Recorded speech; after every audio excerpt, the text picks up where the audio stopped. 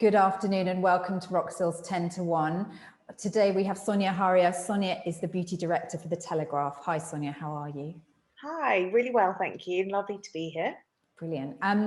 It's been a crazy 6 months and you guys at the Telegraph have been super busy with lots of really brilliant campaigns, things like that. What are you doing now? How are you sort of focusing your coverage with the ongoing rates going up and things like that? Well, we're still trying to be as newsy as we can, especially online. We want to be kind of, breaking any news on what's going on with the industry, because obviously the last 6 months has been such a milestone period for the beauty industry. So news is still super, super important for us, but also as we're kind of navigating this weird kind of post-lockdown sort of lockdown, going into potential new lockdown, we want to give our readers as much kind of feel-good content as we can through our magazine pages, the newspaper and online. Yeah, actually that's a great link. Let's talk about where your coverage appears. Because obviously Telegraph has centralised teams. So tell me about where you're writing beauty and what time it appears. So we have, we're completely hubbed at the Telegraph. My beauty team, we kind of look after all of the beauty content for telegraph.co.uk, which is sort of 2 to 3 pieces of content every day, as well as the magazines. So we've got 4 pages of beauty content in Stella magazine every Sunday, and also a page of beauty content in the Telegraph magazine on a Saturday. And then we ad hoc contribute beauty content to the newspaper as and when it's needed, generally when it's kind of, so there's something sort of newsy going on that we're kind of called in for. Yeah. So I really enjoyed all your pieces about when, all the BNPs were going, oh, it's not important to open the beauty industry. Those were really good pieces, I thought, really on the mark. Thank you. Brilliant. Tell me about you and your team. The beauty team is myself and our beauty editor at large is Annabelle Jones. So she works for us 4 days a week, which is great. And which day is it she's not working for you? She doesn't work on a Monday, so she works Tuesday to Friday. And then also in my team is Samiha Sheikh, who is our fab beauty assistant, and she's with us 5 days a week. 5 days a week. So how do you guys work out what you're going to publish and when? How do you commission? So we generally work on a very sort of newsy agenda. So we have a morning meeting every morning as a team. What time does that happen? At around 9:30 in the morning. So kind of as soon as we've published any breaking news that needed to be published that morning, we'll kind of all jump on a call for about half an hour. And we'll just discuss any stories coming up for that day or anything that we're planning for the following day. And essentially we'll kind of pool our ideas and work out, I'll kind of work out the schedule of what we might publish that day for the rest of that day, and also for the slot for the first thing the next day. But also it's a great opportunity to talk about then, our magazine pages. Annabelle and Lisa alternate the page in the Telegraph magazine on a Saturday. Okay. And then I sort of oversee. Is that, sorry, Lisa, the Lisa fashion director? Armstrong, who's our head of fashion, yeah. Who's also brilliant at kind of writing beauty. So she's got such a brilliant voice. Yeah. She writes twice a month also on beauty in the Telegraph magazine. Okay. So the morning meeting is just an opportunity for us to kind of chat about, deadlines. Obviously, our Stella deadline for content is on a Tuesday.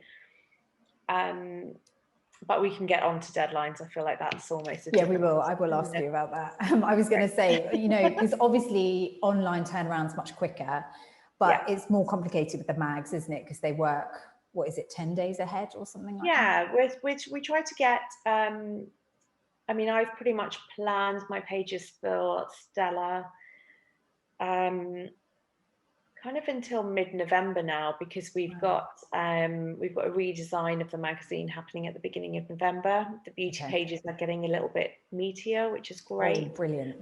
Yeah. So I've kind of planned quite far in advance. Usually I tend to kind of plan my columns and the content sort of 3 or 4 weeks in advance. And it, you know, it then kind of allows for a bit more space and room for any breaking news to kind of jump in. You know, it doesn't ever go to press kind of until the week before. So we've always got time if we need to, but we like to be quite planned. Yeah, definitely. How do you want to sort of just run our PRs through quickly how you come up with your ideas? Yeah, well, it's a big question, sorry. Yeah, well, it could, you know, it's we can always kind of have things seasonally driven. So whether it's the time of the year, or, you know, that always plays a factor in what conversations people are having. I like all of our beauty content at the Telegraph to be as newsy as possible. So rather than just sort of picking an idea out of thin air of, you know, let's do a story about foundations, it kind of needs to have a really newsy hook for us. And I feel like that's our kind of what I try to make as our point of difference, in that we can be quite quick with our news and we can publish things quite quickly. So, you know, whether it's a celebrity hook always works really well. If it's someone who kind of fits in really nicely with the type of celebrity that our reader likes, say a Victoria Beckham or a Kate Winslet, or, you know, slightly tends to fall into a 40+ category. If there's anything really newsy or inspiring about what they've done recently, or they've just come out the day before with a new haircut, you know, that kind of can quite quickly prompt a story for us. So we try to keep it all as newsy and relevant as we can, whilst also understanding, I guess, what the appetite for beauty content is. And, you know, we felt over the last few months the appetite for skincare has really come to the fore. So it's, you know, we're trying to reflect that in our content by kind of giving our readers what they want, really. Yeah, definitely. Okay, so because you're doing content every day, I'm assuming you don't really have a down day, but is there a better day to pitch to you, or a better time of day if a PR is trying to get an idea through? Yeah, the end of the week is always better for us. So kind of Thursdays and Fridays are always slightly quieter, just not quieter in terms of our online content, but our magazine, you know, our week is quite heavy at the beginning of the week for all of our magazine content. And, you know, if we have anything in the newspaper, it usually goes into the paper on a Wednesday, which means Mondays and Tuesdays are always quite busy. So yeah, Fridays tend to be slightly quieter in terms of, you know, we're mainly focusing then on online, getting out our newsletter, and kind of Samiha builds all of the weekend content for Saturday and Sunday. So yeah, Thursdays and Fridays are quite good days to get in touch. And in terms of time of the day, personally, my whole mornings are taken up with conferences and meetings, and planning meetings. You know, we obviously have our great sort of beauty catch up every morning, but I'm also in on the fashion catch ups, and we also have 3 conferences a day on the news desk, which I go to once a day. So yeah, the morning half of my day is always really busy and chock-a-block, and I kind of don't even really look at my inbox in the mornings. I kind of get round to everything in the afternoons. That's really helpful. Is email definitely the way to get in touch with you? Yeah, Yeah, definitely. Yeah, because I mean, my inbox is quite full on, as I think is the case with most people nowadays. But Yeah. Yeah, I'm try to be quite good at kind of getting through everything. Yeah. Is there any way to kind of make your email stand out for you? Do you prefer them to be as short and sweet as possible, or? Yeah, short and sweet, and with any relevant low res images, nothing that's going to like just have a million attachments. Okay. And again, like if there's just a top line really newsy hook, or if there's you know, something that would be particularly good for our audience, whether it's, you know, a slightly a consumer who has slightly more time on her hands to kind of investigate and really, you know, wants quite premium products. So anything that's kind of shaped towards our reader is great. It is. Do you appreciate it if a PR said to you, I think this is more of an idea for online, or this will work well in the mag? Or does that not, you did not need them to make that distinction? No, I don't think so. We kind of, we always take a story and kind of decide ourselves where will it fit the best. Often if it's, you know, often if we're doing a slightly meatier piece, or I'm writing something longer for the magazine, it could be the case that it, you know, fits in there, but it might also work well for one of our longer features online. So, okay. Yeah, I mean, there's no harm in kind of saying what you think it might be good for, but we kind of, you know, place things where we feel they fit the best. Make it work, yeah, sure. I was going to ask you quickly, you mentioned the newsletter. Has that got original content in it, or is it just sort of saying we've done this week? It's got, I think, one or two elements of original content in that will say, you know, this is our favorite product this week. Okay. But then it highlights kind of 4 or 5 of the best stories of the week. And that goes out on a Thursday afternoon. Okay. Is that something PRs can pitch to you for, or not really? Is it just you making those calls? It's no, it doesn't tend to be, you know, a lot of new content.